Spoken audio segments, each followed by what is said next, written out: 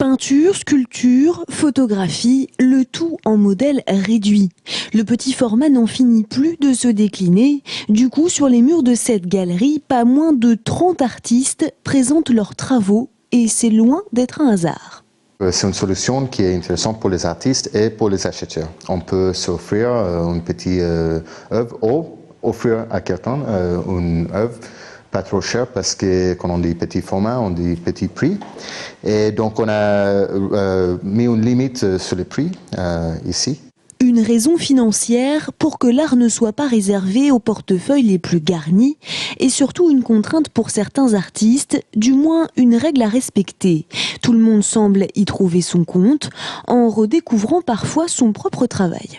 Moi, j'ai plutôt l'habitude de travailler sur du grand format, voire du très grand format. C'est plutôt mon format de prédilection. Mais là, je me suis adapté à la contrainte, mais ça ne joue pas sur le... Ça peut jouer sur le choix des photos, effectivement. Vous avez des photos qui vont bien passer plus en petit format et pas forcément bien en grand, et inversement. Une exposition collective est donc pour le moins éclectique.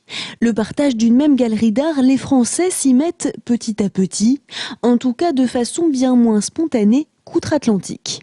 C'est très normal aux États-Unis parce que c'est une très bonne opportunité pour les artistes et aussi pour les galeries pour exposer les artistes. In the Pocket, petit et micro-format, une exposition à voir jusqu'au 23 janvier 2010 à l'espace Mauricio Cordero.